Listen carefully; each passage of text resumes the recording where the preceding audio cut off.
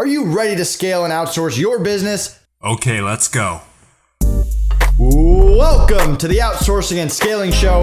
I'm your host, Nathan Hirsch, a show where we talk about everything Amazon, Shopify, e-commerce, and digital marketing. Let's get started. Welcome back to the Outsourcing and Scaling Show. My guest today is Stu McLaren. Stu, how are you doing today? Great, buddy. Good to be here.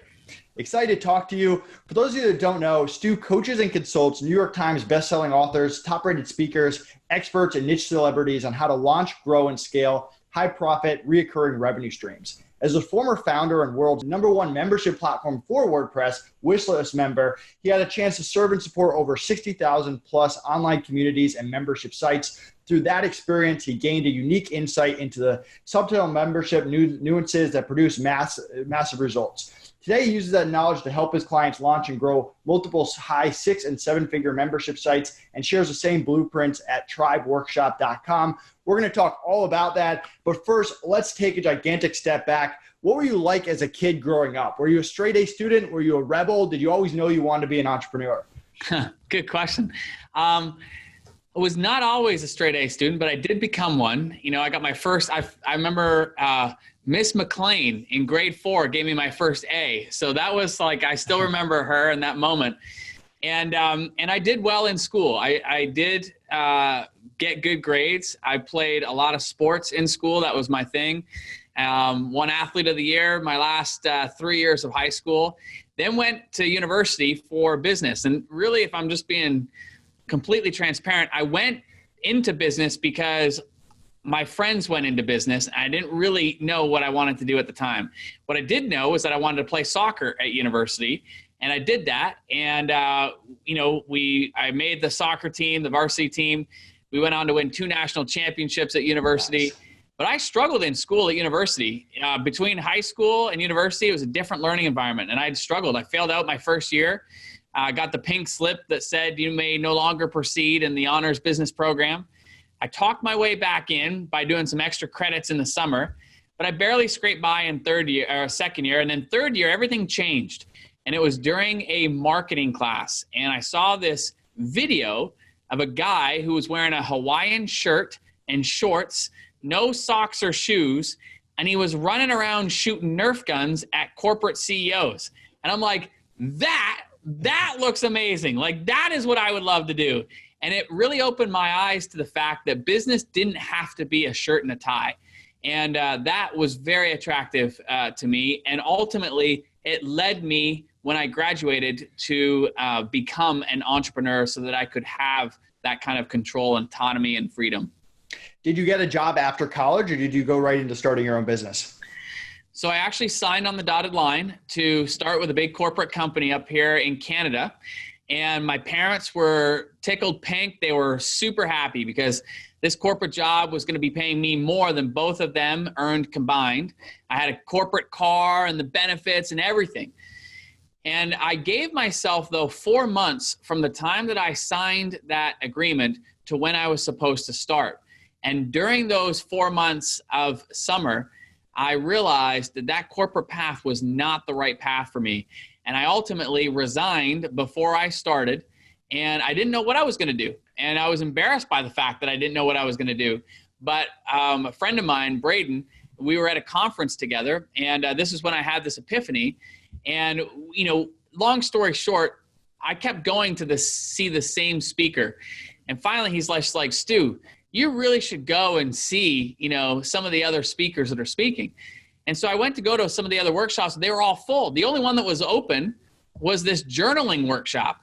And my male ego kicked in. I'm like, journaling? I'm like, journaling's for girls. Like, what am I going to learn from journaling? But it was the only one I could go into. And so I went into it, and my buddy was in there. And we were writing, and they said, part of the exercise was just to do a big brain dump of everything that was running through your mind. So I was writing about a friend of mine, Jer, who was thinking about starting his own business. And I'm like, he just needs to go for it. Like, now's the best time to do it. Like, we don't have any overhead or income or like responsibilities at this age. Like, he just needs to go for it. Now's the time. Like, blah, blah, blah. And then my last words I never forget. I wrote, he just needs to grow some balls and do it.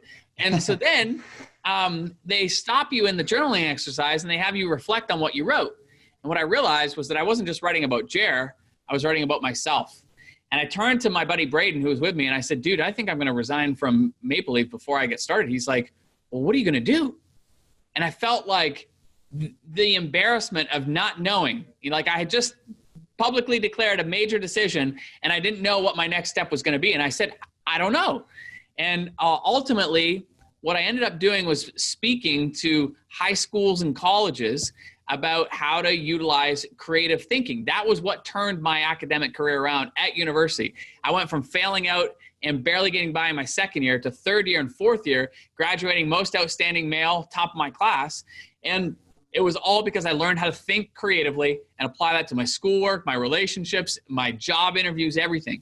And so that's how I began my entrepreneurial career, was making that leap and starting to speak to other students about it. So what was that first year like of starting your own business? What idea did you come up with, and how did you go about executing it? It sucked. Like, there's always this, I don't know, I think entrepreneurship gets painted with this, rainbows and unicorns, and it's all success and it's so easy and you get all this freedom. It sucked. And the reason is because I didn't know what I was doing. And I was trying everything to be able to land speaking engagements. And that first year, I maybe made $45,000 in that first year. I was still living in my parents' basement. So all my friends and peers, I got all these corporate jobs. They're buying their own houses. They got all this stuff. I'm still living in my parents' basement.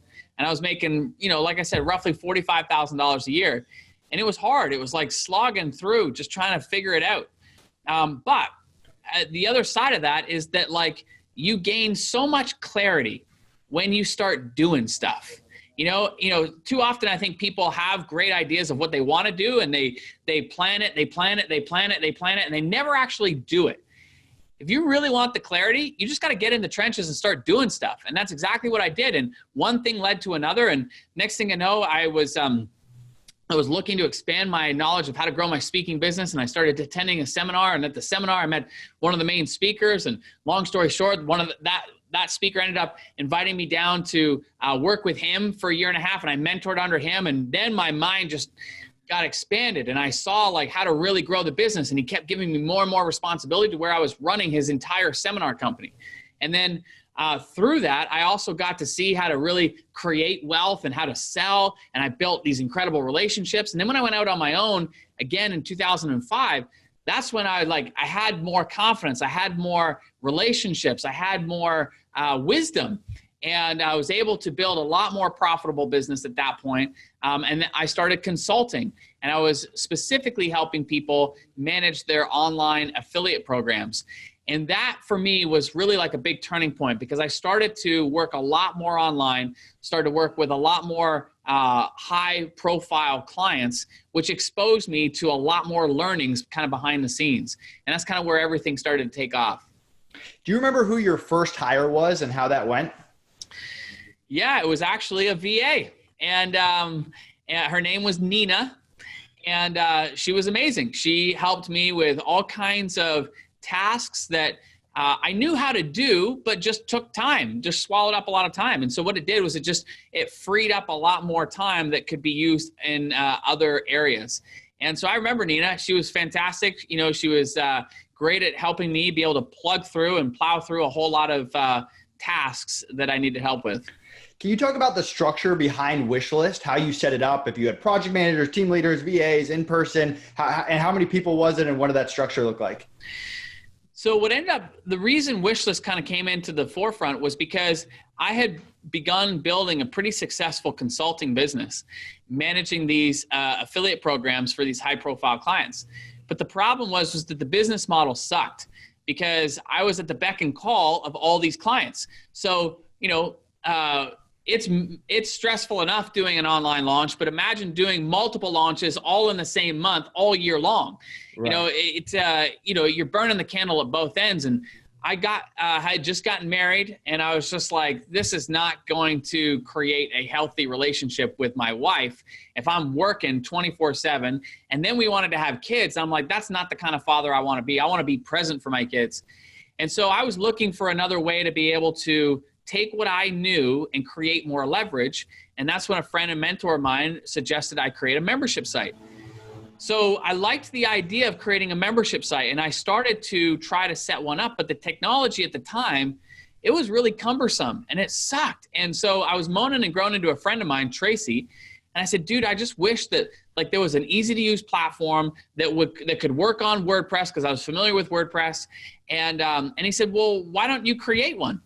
And I said, dude, I'm sitting here moaning and groaning to you because I can't figure the tech side of it out. And you're suggesting that I go and create it? I'm like, I'm not a programmer. And he said, well, why don't we work together? Because I have a programmer that works with me who is very, very good. And so we did, and WishList Member was born. And a month later, we started selling it. And now how that team got structured was, in the beginning, man, it was just very simple. It was my business partner, Tracy, and our lead developer, Mike, myself, and Ray, who helped us on the support side. And it was really just the four of us in the beginning. And that worked. And it worked until we got the business to just over $1 million. And then we started to realize like we needed to expand. We needed to expand the dev team, to be able to continue to work on the project. We needed to expand the support team. And we also needed to expand essentially the marketing team. And so little by little, we did that. And eventually when I sold my shares, which was about, it was 6 years later after we started, that company, I think we had like roughly 18, 19 people. And it was a multi-million-dollar a year operation. And I loved my partners and loved the team, loved the product. And I still love them, like the company still, does its thing and is still serving people. And I learned a lot through that whole experience. Was there any bad hire that stuck out, or bad hiring experience? One of the things that I learned from that experience was that you never want any one part of your business to be dependent on one person. So I'll share a perfect example of this. So I mentioned in the beginning, there was just four of us. And one of those people was our lead developer, Mike. Super awesome guy, wicked talent. And as the company started to grow, Mike himself came to us about 6 months into it. And he said, guys, I love you guys and I love what we've created, but I've been tremendously inspired as well. And I want to go out on my own and I want to start my own business. And this was just like a punch in the gut, because it was just like we were already bootstrapping, and to have our lead developer leave meant we had nobody to work on the product. And so it left us in a tremendously vulnerable position. And so immediately we asked if we could have at least 6 weeks before he left, and he was gracious and said yes. And during that time, we scrambled to try to hire and find some more developers that could help us. And we did. None of them were ever at the level that Mike was. And it was really difficult. And then not only that, but we had a solution that was dependent on WordPress. And so every time WordPress would make an update, it would kibosh our product, and it left us scrambling with paying customers whose sites were now broken. And so it was a really stressful time. And there was a moment when my business partner, Tracy, was flying to go meet with Mike, our lead developer, who had left us, because we had arranged to hire him for a week of consulting to basically help us get the product back to, normal. And I said to Tracy, before he left, I said, dude, I want to come with you on that trip, and I want to sell Mike on the idea of coming back as part of the team. And Tracy's like, are you sure about this? And I said, yeah. And I said, I think we should also make him a minority partner in the business. And Tracy's like, I don't know if we need to do that. And I'm like, dude, look, at the end of the day, if something goes wrong with the tech, neither you nor I can roll up our sleeves and fix it. We're in a very vulnerable situation. I said, we're a tech startup and we don't have a tech partner. I said, I think we should go for it. So Tracy agreed. We both fly. We go meet with Mike. And I'll never forget this conversation. I asked him when we meet, I said, so Mike, how are things going out, starting your own business? And he's like, it's actually not as fun as I thought. And I said, really? I'm like, tell me about that. He's like, well, there's a lot more to just developing. He's like, I thought I'd be able to just put my head down and develop and create new products. He's like, but there's a whole lot of other things that are happening with growing a business. And I'm like, yeah, tell me about it. I'm just like, yes, this is exactly what I was hoping. So then long story short, the conversation continues. And so then I finally, I pitched Mike on the idea of coming back. And as I'm talking to him, the smile on his face just gets wider and wider and wider. And I said, dude, at the end of the day, like we want to surround you with a team that can support you and that you can lead and mold into this incredible unit. And he was really excited about that. And so by the end, he's like, yes, I'm in. And I'm like, oh, thank the heavens. Like, we were really excited about that. And then we were walking away after the meeting and Mike says, can I just be upfront with you guys? And I was like, well, I would hope so, dude. You're like a partner now. And he's like, before I came to this meeting, my wife actually suggested that I ask for my job back. And I said, really? I said, okay, dude. I said, here's what I want you to do. I want you to go back to your wife tonight. And I want you to tell her that you took her advice and you not only got your job back, but that you convinced us that you should be a partner in the business. I'm like, you do that, dude. She is going to love you for months. And so it was a really great moment. He came back on board. It completely turned the company around. He took leadership and really grew our dev team. And it was amazing. But the lesson that I took away from that is that you never want any one part of your business dependent on one person, because it creates a vulnerability. And heads up, sometimes we can be the vulnerability in our business. Like if our own business is dependent on us, we are the vulnerability. And the reality of it is you can only grow as fast as the weakest link in the chain. And so we really want to be mindful of that. So that was one of those big lessons from that whole era. That's a great story. And I can relate. So FreeUp's kind of become a software company, and I'm not a developer, not a coder. We work with developers, and I know communication sometimes can be tough. They think like a developer. We think like business owners. Any tips for the audience on communicating with developers and getting them to complete projects and really bridging that communication gap? I think for me, when it comes to leadership in general, whether it's working with developers, whether it's working with designers, whether it's working with support team or marketing team or anybody on your team, I learned this lesson from a good friend and former business partner, Michael Hyatt. And he said to me, he said, Stu, in leadership, our role is to be involved in the first 10% and the last 10%, and the middle 80% is where the team executes. And what that means is the first 10%, this is all about casting the vision. What are you trying to accomplish? What's the end goal here? What do you see this becoming? The middle 80% is where the team goes to work to execute on that. The final 10% is where you circle back, you look at what has been created, you provide feedback and you review it and debrief it and so forth, and then boom, now the product goes out. So to me, that's what I try to do as much as possible when it comes from a leadership perspective, is be very clear on the front end. Like, what am I trying to accomplish? Like, how does this fit into the grand picture of us growing our company? And how does what we're working on now impact and affect everything else?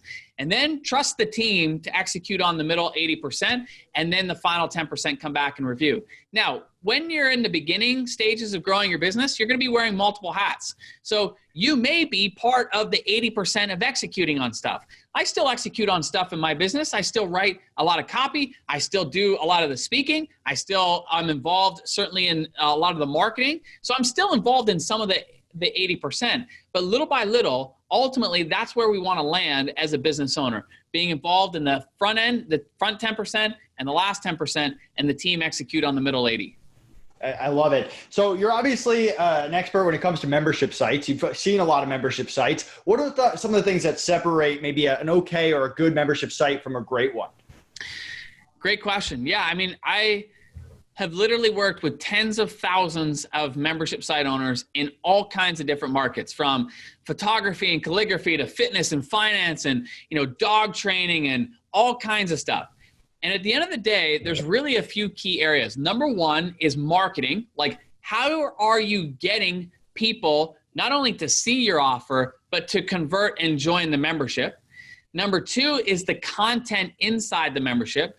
A lot of people think that a membership is just, I'll just throw a whole bunch of content behind a paywall and kind of like leave it up to my audience and my members to figure out and find the stuff that they need. Worst thing that you can do.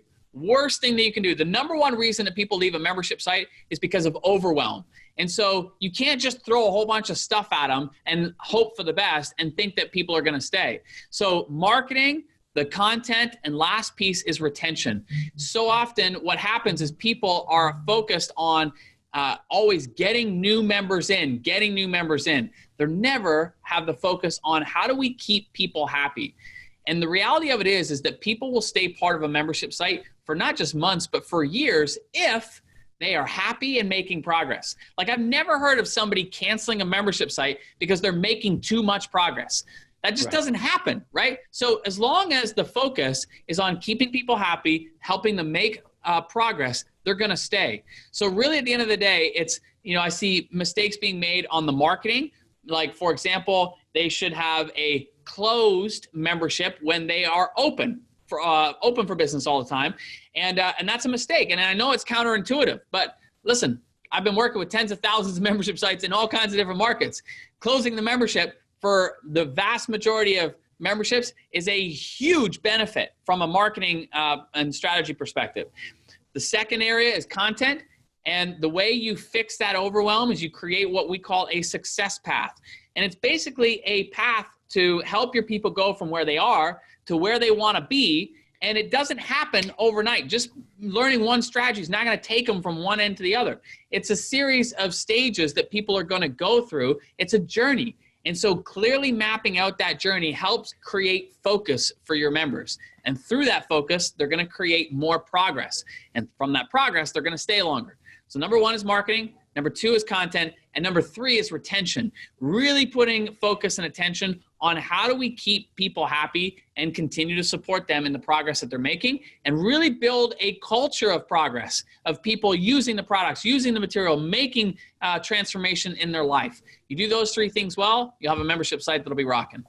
I love it. And last question, can you talk about the community behind the membership site? Because I'm assuming some of the best membership sites form a community where the people get to know each other. Because they know each other, they stay on. Any strategies or thoughts on that? Yeah, I've been saying it for years, and people have been ripping me off left, right, and center, which is okay. But the reality of it is that people come for the content, but they stay for the community. And the whole key around a community is that you want to rally this group of people around a common mission of making progress along that success path. And so one of the keys to a great community is that, number one, people are supporting and cheering each other on along the way. Number two is, in order for that to happen, people have got to be willing to share the progress that they're making. And when they make the progress, you want to be very intentional and conscientious of celebrating that progress. Because when you celebrate it, it's naturally going to spur more people who are going to want to share their progress. So every day, if I were to fire up my phone and look in our Slack channel, we have a Slack channel that is dedicated specifically to sharing the success results in our community. And every single day, we have, you can't see it, but and your listeners won't be able to see it, but I'm scrolling through here, and every single day there are screenshots of story after story after story of people making progress in our communities. And so what's happened now is, because we focus on it, because we celebrate it, it is naturally occurring. And so it creates this culture of progress. And like I said, if people are making progress, they're not going to leave. So at the end of the day, community is really, really important, because when we are on this journey, whatever it is, whether it's going from a dog that is like misbehaving to a dog that is super well trained, or going from, kids who, are having difficulty learning to kids that are, super sharp readers, or whether it goes from not knowing how to play the guitar to becoming a guitar master, or whether it goes from starting a brand new business to having a thriving business, whatever the journey is, we've got to be intentional about really making it clear upon the stages of that journey, what to focus on during each stage, and supporting and cheering people on along the way. And through that, you create a culture of progress, and that culture is what keeps people happy and paying month after month. Stu, this has been incredible. Thank you so much for coming on. Where can people find out more about you, and what are you most excited about going forward? Well, I get excited about a lot of things. There's one that everybody wants to certainly go and visit, is go to gettribeguide.com. This is basically where I walk through, the fundamentals of launching a highly successful online community and membership site. And so definitely go and take a look at that, gettribeguide.com.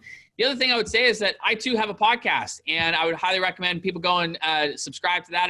It's Marketing Your Business, the Marketing Your Business podcast, and it kind of brings you behind the scenes of what we're doing in our business to grow it. Awesome, Stu. Thanks again for coming on. Yeah, cheers. Hey everyone, thank you so much for watching. Did you enjoy this content? If so, click like, leave us a comment, and subscribe to our channel so we can continue bringing you great content all about hiring.